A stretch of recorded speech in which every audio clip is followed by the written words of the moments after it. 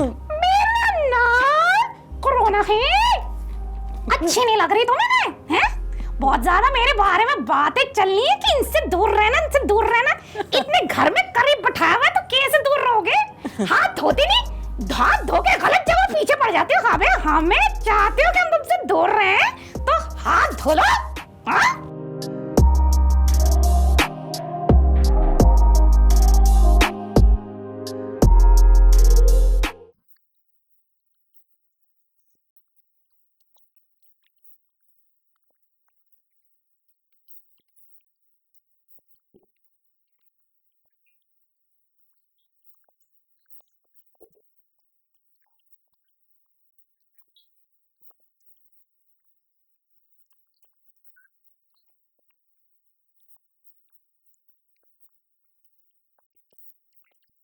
Thank you so much for having me, Safia. It feels so good to be here sitting with you. हम लोगों ने बड़ी बातचीत की थी, हम प्लान कर दिया आखिर आ गए। लॉकडाउन की सिचुएशन ऐसी है कि बिल्कुल मगर माशाल्लाह से चमकती दमकती पहुंच गई हो मेरे पास, प्यारी लगती है। ये चमकती धमकती जो है ना, कोई 2 घंटे की मेहनत शामिल है। आप अपने आप को देखें, लाल रंग पहन के कपड़े फुलझड़ी हालत में बैठी हुई है। हम तो लॉकडाउन में भी फीके ही लग रहे हैं। लाइट ने इतना प्रॉब्लम किया हुआ है कि बस जो हैंगर या तुम्हारी नेचुरल कर्ल्स, ये चेक करो, मेरे को 50 घंटे के बाद ना बाल स्ट्रेट करके फिर उसको कर्ल करके अब ये बन गए।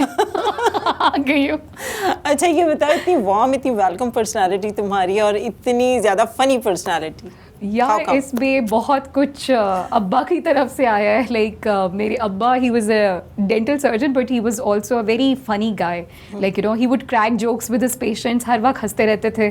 वो दांत निकालते हुए भी इतना, हालांकि आप जब आप दांत निकाल रहे हो तो एक सर्टेन पोजीशन में बंदा बैठा हुआ होता है, हिलना नहीं होता। तो वो इतना हंसाते थे कि उनके पेशेंट्स कहते थे कि डॉक्टर साहब या तो दांत निकाल लें या फिर हमारी जान निकाल लें। तो अब्बू बहुत फनी थे। आई थिंक अब्बू की वजह से हमारा पूरा करना जरा पागल सा है आधा। तो ये वहीं से शौक आया? ये वहीं से ही। अब्बा मेरे पता नहीं क्यों डॉक्टर बन गया, असल में उनको भी यहीं पर यही काम करना चाहिए था। तो बाय प्रोफेशन क्या डिज़ाइनर भी हो? मैं बेसिकली फैशन डिज़ाइनर हूँ बाय प्रोफेशन। मैंने NCA national college of art से ग्रेजुएट किया था। फिर उसके बाद मैंने काम किया गुल अहमद के साथ, अलकरम के साथ और शमाइल अंसारी, काफ़ी डिज़ाइनर्स के साथ। फिर मैंने एहसास किया कि मैंने सबके लिए बहुत काम कर लिया और अब मैं कुछ अपने लिए भी कर लूँ। तो फिर मैंने अपना ब्रांड शुरू किया फराह फारूकी के नाम से। So I basically do bridals and formals और साथ साथ ये कॉमेडी भी। ये भी है, ये पैशन है अंदर का। और लॉकडाउन में तो बहुत अच्छा मौका मिल गया है। या बेहतरीन, बहुत। आई थिंक जितनी मैं फारिग थी ना, मैंने उतना ही कोशिश की है कि दुनिया को एंटरटेन करके रखूं, क्योंकि मुझे एहसास हो रहा था कि हर बंदे को जो है ना वो एक थोड़ी सी रे ऑफ होप चाहिए थी, थोड़ा सा चांस ऑफ लाफ्टर चाहिए था, जो कि अंदर रह के आप अपने घर वालों से भी ना आपको नफरत आना शुरू हो जाती है थोड़ी देर बाद। शुरू में प्यार लगता है कि अरे वाह हम साथ मिल के बैठे हैं, फिर हम कहते हैं हम साथ के क्यों बैठे? अब तो हद हो गई, मतलब हद होगी ना, बस बाल लोचने वाली साहब। फिर मैं कहती थी अपने कमरे में जाके कुछ सोच के, मैं कहती थी कुछ फनी सा स्केच बना लो। तो इंस्पिरेशन कहाँ से आती है वीडियोस? अपने घर के इर्द गिर्द वाले पागल जोकरों से या बाहर रोड पे चलते फिरते लोगों से।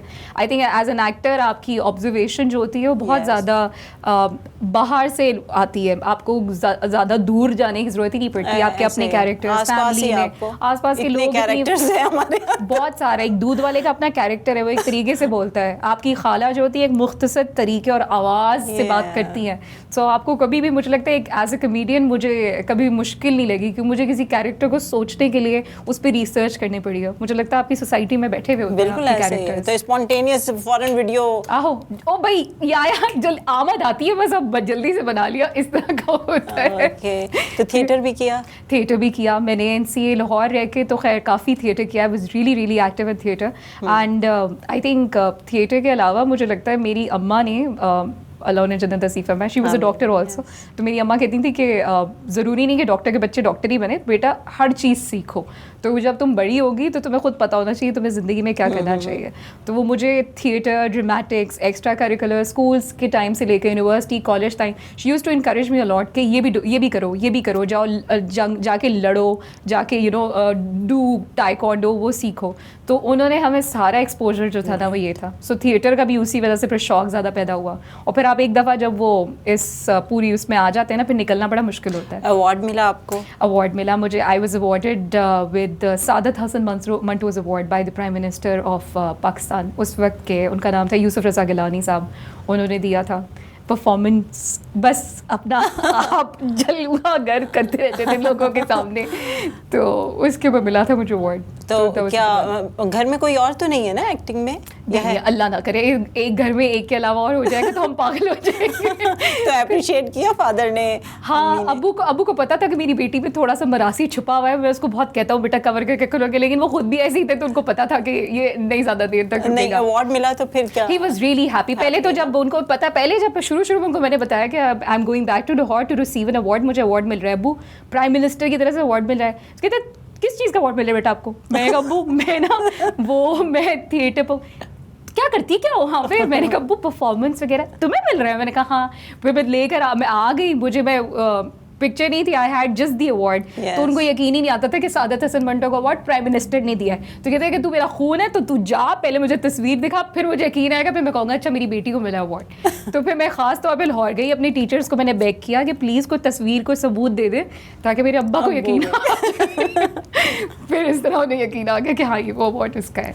अभी जितनी भी हम वीडियोस देखते हैं उसमें जो कैरेक्टर के साथ बना के वीडियोस, तो कैरेक्टर की भी कोई इंस्पायरेशन होती है? कभी खाला से ले ली कि खाला किस तरह दिखती हैं, या पड़ोसन कैसी दिखती है, या वहाँ देखा था तो फ़ौरन वो कैरेक्टर माइंड में बिठा लेती हो कि हाँ, ऐसा गेटअप भी होना चाहिए, ऐसे बोलना चाहिए? आई थिंक मैं ना मेरी बहुत कीन ऑब्जर्वेशन है। मैं किसी से एक दफ़ा भी मिलती हूँ, एक दफ़ा भी, वो बंदा मेरे दिमाग के अंदर रह जाता है और मुझे पता होता है कि उस बंदे को मतलब it's a very unintentional feeling कि आपको खुद दिमाग सेव कर रहा होता है कि मुझे पता होता है जिस दिन जिस टाइप के ऊपर मैंने बात करनी है तो आज मैं उस कैरेक्टर को बिठा के निकाल के लेकर आती हूँ।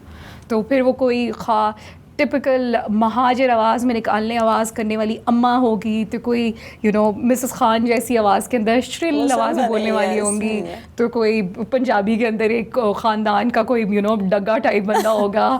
So different characters. So I think I like that because वो ज़रा डिफरेंट कैरेक्टर्स अपनी एक हिस्ट्री बता रहा होता है और अपनी कहानी अपनी तो हर बंदा उससे रिलेट कर पाता है। तो आई थिंक सबसे ज़्यादा मज़ा कौन सी ज़बान में आपको? अगर मुझे बहुत अच्छा अबूर हासिल होता तो पंजाबी। वैसे मैं पंजाबी फिर भी बोल लेती हूँ टूटी फूटी, बट मुझे पंजाबी में करने में मज़ा इसलिए आता है बिकॉज एक तो इतनी खुली डुली और इतनी अपनाहियत वाली ज़बान है कि जब आप बात करते हो तो अगर आप उसमें गाली भी दे दो तो ऐसा लगेगा कि कोई नहीं पंजाबी बोल रहा है। इवन सराइकी तो बहुत मीठी है, बहुत मीठी है, इतनी प्यारी है। मतलब आप कहते हैं जान ले ले तो सा मेरी जान ले लेना ले लेना। सराइकी तो बहुत मीठी ज़बान है। और सोशल इश्यूज पे भी मैंने देखा है कि वीडियोस बनाना और बड़े तरीके से उसको मैसेज को कन्वे करना, this is an art actually. I think मुझे लगता है कॉमेडी, मुझे लगता है it should always have some sort of a, जैसे कहते हैं ना, बैकग्राउंड अटैच टू इट, ताकि एक तो लोग उससे, क्योंकि एक तो वो रेलिवेंट होगी तो लोग उससे कनेक्ट कर पाएंगे, और दूसरा कि बहुत सारी चीज़ें जब आप करख्तगी से या इन द फेस जाके लोगों को बोलते हैं तो लोग सुनते नहीं हैं। मगर कॉमेडी एक ऐसा वाहिद मीडियम है जिसमें आप लोगों को आईना भी दिखा देते हैं और आपकी बात भी दूसरी तरफ पहुंच जाती है और आप लोगों को एक मैसेज भी समझ में आ जाता है कि इसके पीछे वजह क्या है। इसलिए मैं अपनी कॉमेडी को ज़रा ज़्यादातर तो उसको सोशल मीडिया के प्लेटफॉर्म से कोशिश करती हूँ कि वो सोशल इश्यूज़ पे ही रहे, क्योंकि बहुत सारे आजकल प्रॉब्लम्स हैं जिनके ऊपर बात आप नहीं कर पाते। अगर आप करते हैं तो वो या तो वो लगता है रूड हो रहे हैं या फिर आपको पता है सोशल बुलिंग होती है, बट क्या कॉमेडी में आप ज़रा आपके पास एक मैसेज भी कन्वे हो जाता है, एंटरटेन भी हो जाता है तो, और सुनने वाले को लगता है कि तो मजाक हो रहा है, लेकिन आपको पता चल रहा होता है ये बात किस बारे में हो रही है। तो इंस्पायरेशन के किसी लेजेंड से इंस्पायर या? हाँ डेफिनेटली, मुझे I look up to Bushra Ansari and Moin Akhtar. They are my absolute favourite people. I think they are the people जिनकी वजह से मुझे लगता है कि हालांकि मैंने have seen a lot of different comedians also मुझे लेकिन पर्सनली पाकिस्तान के अंदर अगर मैं देखूँ तो मुझे लगता है ये वो लोग हैं जिन्होंने सही मायनों में कॉमेडी को रूह बख्शी थी। उसके बाद बहुत से लोग आए गए, उमर शरीफ, ये सारे लोग बड़े लेजेंड लोग हैं जिन्होंने आपको सिखाया है कि एक ऐसा आर्ट जो कि शायद लोगों को लगता ही नहीं कि आर्ट है, ठीक है, लेकिन हंसाना दुनिया का सबसे मुश्किल तरीन काम Exactly, है। और अगर yeah. आपका जोक फ्लैट हो जाए तो आपकी कोई बेसिकली वो नहीं रहती, फिर आपकी औकात नहीं है। और ये इन लोगों ने इतना एफर्टलेसली किया है, और कैरेक्टर बिल्डिंग इनसे ज़्यादा कोई भी अच्छी तरीके से नहीं कर सका। So I definitely look up to them, मेरी इंस्पिरेशन यही है। और एज अ फीमेल, क्योंकि फीमेल्स को तो देखें तो वो कॉमेडी उनको मैंने नहीं देखा इतना ज़्यादा, रुझान ही नहीं है हमारे स्पेशली। तो उसमें क्या कोई चैलेंज फील होता है कि मैं आ तो गई डेफिनेटली, क्योंकि अब तो I am sure you know कि अब तो हमारी देसी हो, साउथ एशियंस हो, हमारे यहाँ या पैसे भी, अब जब से सोशल मीडिया को एक बड़ा बूम मिला है, हर बंदे को एक ज़बान मिल गई है कुछ भी लिख कर आ जाने की। तो इस वजह से आई थिंक बहुत सी ख़वातीन जो होती हैं वो पसे पर्दा टीवी पे तो आना फिर भी बेहतर समझती हैं, बिकॉज टीवी पे एक रिकॉर्डेड होती है चीज़ और बस वहाँ तक है। सोशल मीडिया पे आकर एक्टिव होना और वही बातें बोलना जो उनको हो सकता है हिट भी करें, पसंद आए ना आए, लेकिन वहाँ पे एक प्रेजेंस फीमेल की लोगों को खटकती है। तो मुझे इसलिए भी ज़रूरी लगता था कि मैं कॉमेडी, मैं एक्टिंग के बजाय, acting I definitely love acting, but comedy मुझे मीडियम लगता था कि इस पे करना औरतों के लिए मुश्किल तो है, but let's take up this challenge and you know break the norms और कुछ डिफरेंट किया जाए, व्हाई नॉट। इतने सालों पहले हमारी इतनी बड़ी बड़ी, आप बुशरा अंसारी हो गई, आप इनको देखें, उस ज़माने की वाहिद वो अकेली वो होती थी। तो आप ऐसे लोगों से देख के आप इंस्पायर करते हैं कि ज़माने कोई भी बदलते रहें, बट औरतों को आपको डेफिनेटली हर रोल में आना चाहिए। बिल्कुल ऐसे ही है, ऐसे ही है ना। तो मैं अब इस पे भी कॉमेडी करूंगी कि मैं एक शो करूंगी आपके साथ जिसमें मैं मजाक कर रही होंगी और हम बातें कर रही होंगी। ठीक है, ब्रेक का टाइम हो गया है, वापस आते हैं ब्रेक से, कहीं मत जाएगा, साथ रहिए हमारे।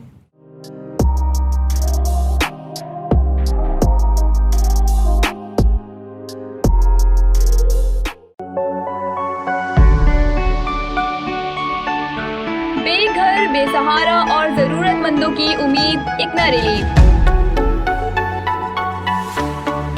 अमेरिका में बिला तफरीक इंसानियत की खिदमत में पेश कुदरती आफात हो या हादसात, हम करते हैं मुतासरीन की इमदाद और बहाली। बेसहारा खवातीन को मिले साइबान, बीमारों को मुफ्त तिब्बी सहूलतें, और बैक टू स्कूल प्रोग्राम से रोशन है इल्म की शमें। बेघर, बेसहारा और जरूरतमंदों की उम्मीद, इक्ना रिलीफ। आज ही डोनेट कीजिए।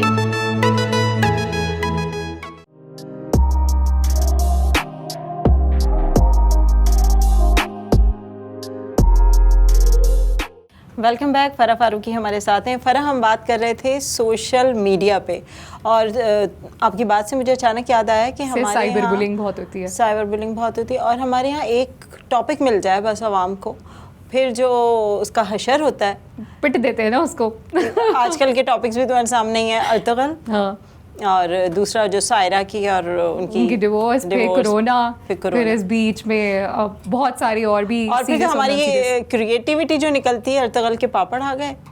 भाई मैंने बड़ी मज़ेदार एक वो मीम पढ़ी थी, उस पर किसी ने कहा, लिखा हुआ था कि जो कोरोना है वो लोगों को सीरियस नहीं लगता और अर्तगल लोगों को लगता है कि वो सीरियस है। मतलब कि वो असल में वो कैरेक्टर नहीं है, वो ड्रामा नहीं है, वो कोरोना का समझते हैं ड्रामा है, और अर्तगल को समझते हैं कि वो रियलिटी है। मतलब सोचे हमारे यहाँ क्या हमारे लोग जो है ना, बेसिकली मुझे लगता है हम लोग जीते रोजाना के हिसाब से कि आज हम ये एंटरटेनमेंट पे, इस पे अपनी ज़िंदगी गुजारेंगे, कल इस पे वक्त ज़ाया करेंगे और परसों इस पे। तो हमारी पाकिस्तानी कौम जो है ना, वो रोज़ाना एक नई चीज़ होती है। बहुत हम लोगों ने अपने आप को एंटरटेनमेंट के लिए ना खुद ही अपने लिए जिंदा दिल है। हमारे मीमर्स नेक्स्ट लेवल है, हम ऐसी मीम्स बनाते हैं, दुनिया कहती है गम पे भी मीम्स बना सकते हैं। तो रोज़ाना का एक, लेकिन एट द सेम टाइम मुझे लगता है वो जो हम साइबर बुलिंग की बात कर रहे थे कि अब वो कहते ना कि वो, मेरा ख्याल है वो कहावत, मुझे अगर मैं गलत ना कह रही हूँ, कि वो कहते हैं बंदर के हाथ में अदरक मज़ा वाली बात, कि वो टूल तो आ गया है जिसमें बहुत सारे लोग बड़ा प्रोफेशनल और बड़ा प्रोडक्टिव काम भी करें, but at the same time एक चीज़ जो बहुत ज़्यादा वक्त के साथ बढ़ गई है वो है बुलिंग। और वो लोग जो हैं कुछ भी आके पर्सनल, आपको लगता है कि just because you're a personal, you're a public person, तो आपकी लाइफ को कोई भी तोड़ मोड़ करके किसी भी तरीके से कुछ भी कहकर आप जल्दी से निकल जाते हैं। मैंने तो ये देखा है कि पर्सनल मैसेजेस के थ्रू आपकी रिलेशनशिप को खराब, और ये सब बहुत बुरा हाल है। आई थिंक इसी वजह से भी शायद हम जो बात कर रहे थे कि बहुत सारी खवातीन हो गई, बहुत सी इस तरफ नहीं आती, because you need to have that nerve to like respond back to such people and also maintains this a certain type of decorum जब आप ये काम कर रहे होते हैं, क्योंकि इसमें आप जज्बात से काम नहीं अच्छा, कर सकते। इसमें साइबर क्राइम पे और इसमें कोई मतलब बात नहीं हो सकती, और इतने आर्टिस्ट हैं, मैं देखती हूँ नीचे इतने कमेंट्स इस तरह के आ रहे होते हैं। यार मुझे लगता है बड़ी, आई थिंक पाकिस्तान के अंदर unfortunately we do not give that sort of respect to our artist जो कि बाहर मुल्कों में मिलता है। तो फरा इसका कोई रीज़न समझ आता है कि कोई ऐसा मुझे रीज़न लगता है क्या पाकिस्तानी जो है ना, ये किसी को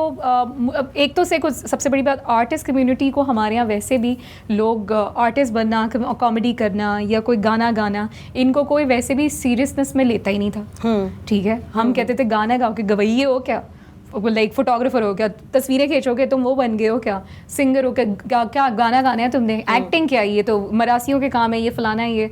तो जब एक आपकी सोच ही यही है, एक प्रॉपर दुनिया के अंदर जिस चीज़ को मोहब्बत मिलती है, अगर आप बाकी दुनिया में देखें तो लोग अपने एक्टर्स को स्टार्स समझते हैं। पाकिस्तान में लोगों को स्टार्स नहीं समझते। हमारे यहाँ पाकिस्तान में बस थोड़ी देर की इज्जत, फिर ख़त्म, फिर कोई नहीं आएगा, फिर ख़त्म। यानी हमारे यहाँ अभी तक मुझे लगता है अनफॉर्चुनेटली लोगों के अंदर इतनी समझ बूझ नहीं आई है कि ये एक बाकायदा फील्ड है, और इस फील्ड के अंदर चाहे वो लोग जो पर्दे के आगे हैं या पर्दे के पीछे मेहनत करके काम कमा रहे स्ट्रगल, कितनी मेहनत, अपनी पूरी ज़िंदगी लगा के फिर आपको एंटरटेन किया जाता है, आपके लिए मतलब प्रोग्राम्स किए जाते हैं, आपको मैसेज कन्वे किए जाते हैं, आपको प्लेटफॉर्म दिया जाता है और समझ बूझ दी जाती है, आपको नॉलेज प्रोवाइड की जाती है। और नहीं, अब you being a woman, I am sure you can relate with the fact that in such times, in such trying times, you've come here to conduct an interview.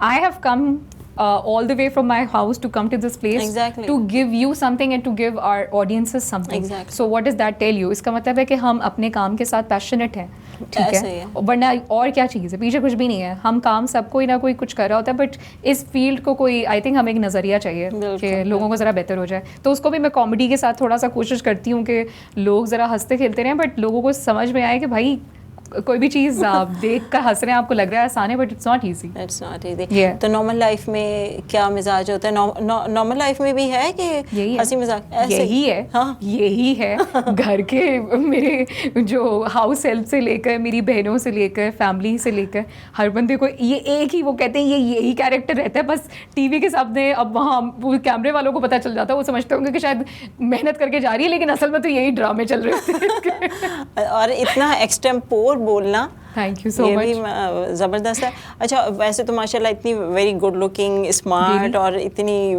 Bright shining personality, और character में आने के बाद कभी हुआ किसी ने कहा कि यार ये क्यों कर लेती हो? हाँ, बहुत से लोग कहते हैं कि मतलब अच्छी खासी शक्ल ख़राब करके तुम यूँ बन जाती हो, तुम यूँ बन जाती हो, ऐसे करना शुरू हो जाती हो, आवाज़ें निकालती हो। तो मैंने कहती हूँ वो एक्टर ही क्या, कॉमेडी करते हुए जो अपने आप को कैरेक्टर में ढाले नहीं।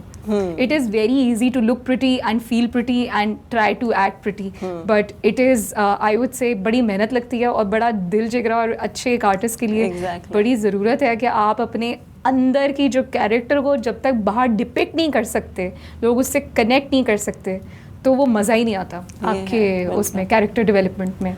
और जब वीडियो फिनिश हो जाती है तो अपनी खुद वीडियो उसके बाद देखने के बाद अपनी रिकॉर्डेड वीडियोस खुद को हंसी आई कि बेसाख्ता कभी ऐसा हुआ कि किसी वीडियो के ऊपर बिल्कुल हंसती चली गई? और ऐसा बहुत दफ़ा होता है, लेकिन बहुत दफ़ा मैं बहुत ही क्रिटिकली अपने आप को देख रही होती हूँ कि अगर मुझे किसी चीज़ पे, अगर मुझे हंसी नहीं आ रही तो फिर मेरी ऑडियंस को कैसे आएगी? तो मैं वो दोनों चीज़ें करने की कोशिश करती हूँ। कभी कभार होता है कुछ ऐसी वीडियोज़ होती हैं जिसमें देख कर इशारे यूँ यूँ यूँ यूँ करने से हंसी आ जाती है, अच्छा मतलब फ़नी लग रहा है। लेकिन कभी कभार लगता है कि जोक मैं अपनी तरफ से बहुत मेहनत जान मार के बोल रही हूँ, लेकिन मुझे लगता है जब मुझे हंसी नहीं देख कर नहीं आ रही तो अगले को कैसे देख के आएगी? तो कॉमेडी इतनी रेलेवेंट बनाओ कि लोग कनेक्ट कर सके और आपके जोक्स इतने मज़ेदार हो कि लोगों को हंसी आए। अच्छा, अब इस फील्ड में आगे क्या प्लान है, क्या करना है?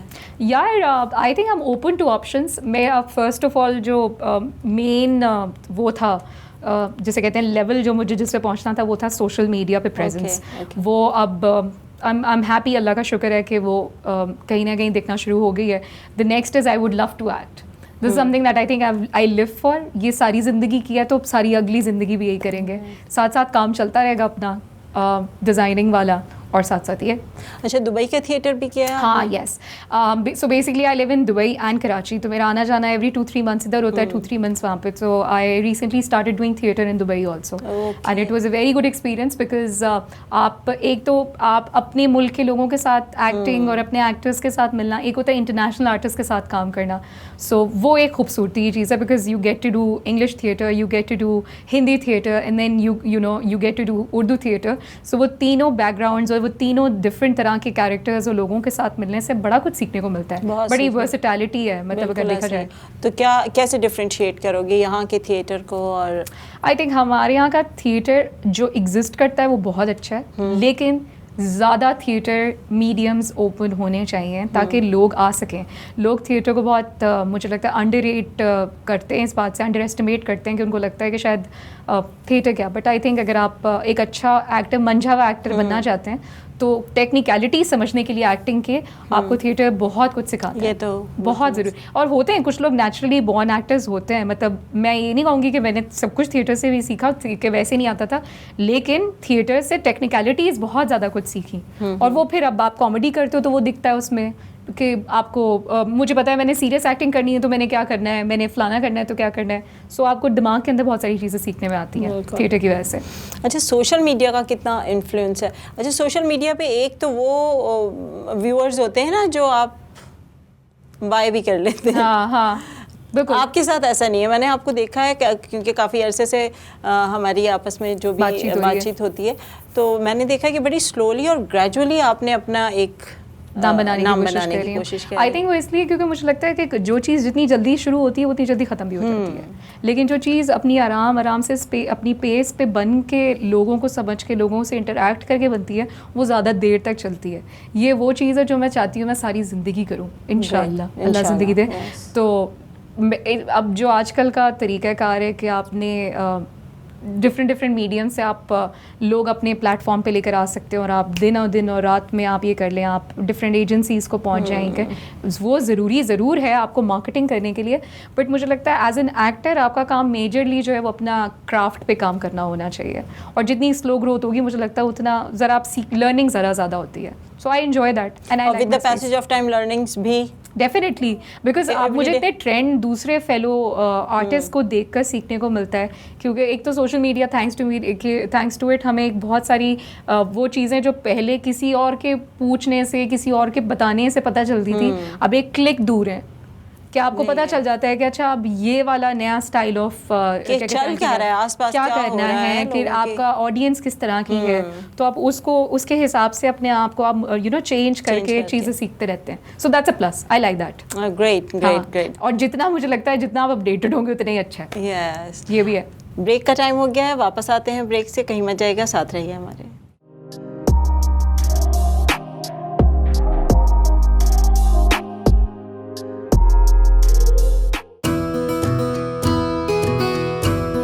न्यूयॉर्क ब्रुकलिन के रिहायशियों के लिए खुशखबरी. अब आप तमाम तर अद्वियात घर बैठे हासिल कर सकते हैं. जी हां, अपने डॉक्टर को हमारी फार्मेसी का ईमेल दीजिए और हमारी तेज तरीन होम डिलीवरी के जरिए बर वक्त तमाम दवाएं हासिल करें. इसके अलावा मुअज़्ज़िज़ कस्टमर्स के लिए free sugar test, blood pressure test और नोटरी पब्लिक की सहूलत भी मौजूद है. आपकी सेहत की खिदमत में पेश Iman pharmacy, 7309 5th avenue, Brooklyn, New York. Phone 718-748-5900.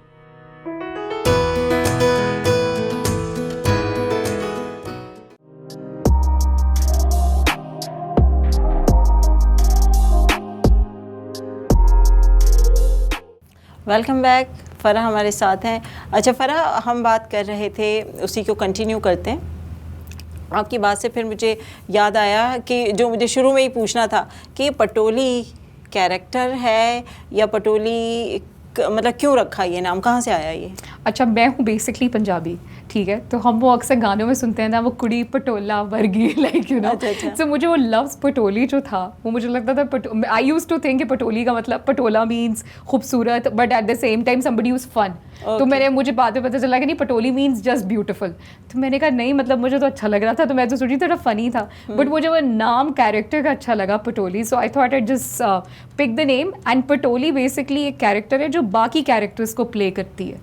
ठीक है. So Farah Farooqui is the person behind it, but मैं अपने आप को, मेरा ऑल्टर ईगो जो है वो पटोली है, और वो डिफरेंट कैरेक्टर्स को फॉलो करती है और वो उनको एक्ट करती है, उनके अंदर से मतलब हर कैरेक्टर को दूसरे कैरेक्टर से डिफ्रेंशिएट करती है.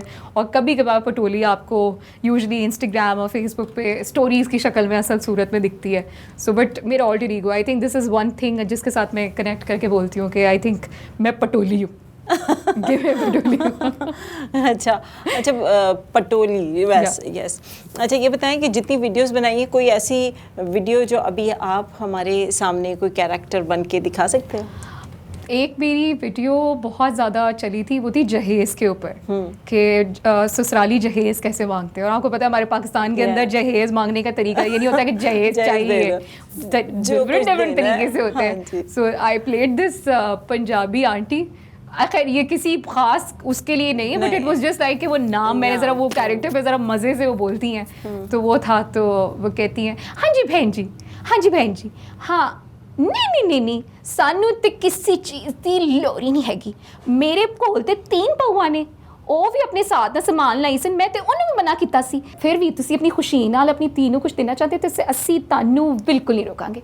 ਉਹ ਇੱਕ ਹੋਰ ਗੱਲ ਜੀ, ਉਹ ਜੇ ਉੱਪਰ ਸੈਕੰਡ ਫਲੋਰ ਹੈ ਨਾ, ਉਹ ਬਿਲਕੁਲ ਖਾਲੀ ਪਿਆ ਹੈ, ਤੇ ਤੁਸੀਂ ਆਪਣੀ ਖੁਸ਼ੀ ਨਾਲ ਜੋ ਆਪਣੀ ਡਾਟਰ ਨੂੰ ਦੇਣਾ ਚਾਹੁੰਦੇ ਹੋ, ਅਸੀਂ ਤਾਂ ਖੁਸ਼ੀ ਬਿਲਕੁਲ ਕਹਾਂਗੇ ਤੁਹਾਡੀ ਡਾਟਰ ਹੈ, ਸਾਡੀ ਡਾਟਰ ਹੈ, ਉਹਨੇ ਨਹੀਂ ਤੇ ਇਸਤੇਮਾਲ ਕਰਨਾ ਹੈ ਜੀ.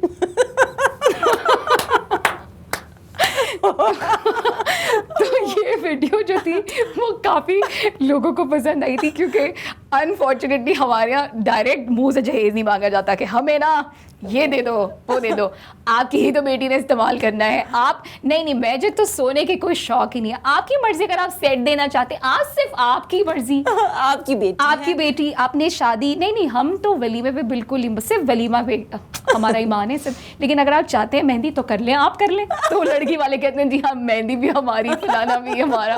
तो वो एक पाकिस्तानी कल्चर है. इतने मज़े की सोशल इश्यूज हैं ये कि मैसेज भी कन्वे हो रहा है और लोगों को पता भी कह रहे हैं, लोगों को पता भी चल रहा है. मुझे आई रिमेंबर एक बंदी थी, उसने कहा कि मैंने सिर्फ इस वजह से अपना रिश्ता तोड़ा था. क्योंकि जो मेरी होने वाली सास थी, कहते हर 2 दिन बाद जो वो कहती थी आपको ज़रूरत है तो आप भले कर दें, तो कहती हम कहते थे जो कुछ देंगे आप अपनी बेटी को ही तो देंगे. बेटी को तो देंगे. कहती तो उसका करते फिर मेरा अम्मा बनेगा तो हो सकता है बेटा ये किसी दिन हमारा ना दिल जगरा भी मांग लेगी, तो हम तो नहीं पूरा इतना कर सकते, क्योंकि हमने उसको ख़त्म कर दिया. That is when I realised कि बहुत से लोग कनेक्ट करते हैं इन चीज़ों से सफिया, और ये होती हैं हर घर ने आई एम श्योर ये एक्सपीरियंस की हुई है, स्पेशली ख़वातीन ने. Exactly.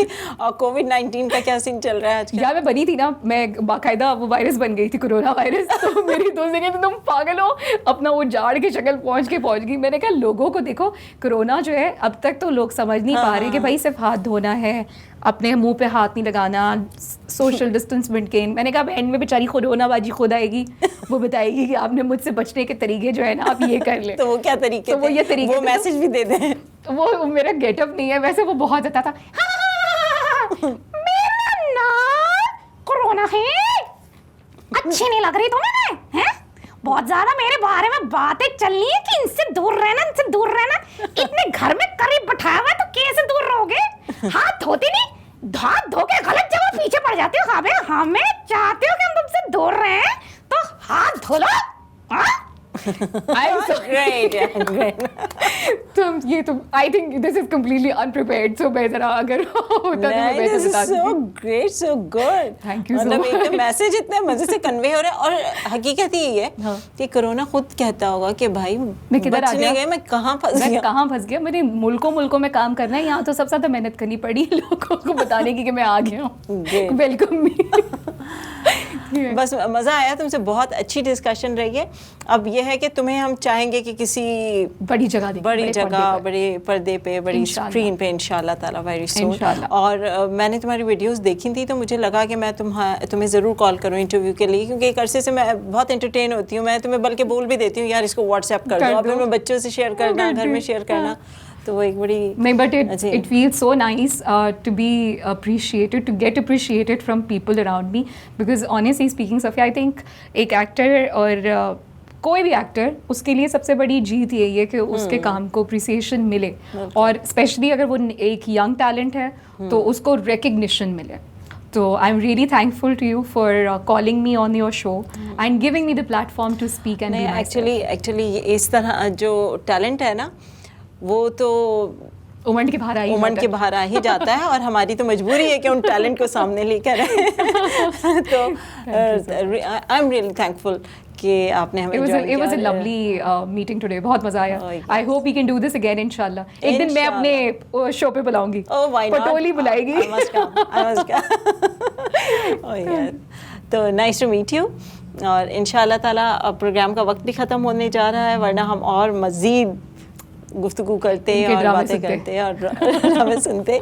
तो इंशाल्लाह ताला हम आपसे दोबारा मुलाकात करते हैं नेक्स्ट एपिसोड में नेक्स्ट गेस्ट के साथ. Thank you so much.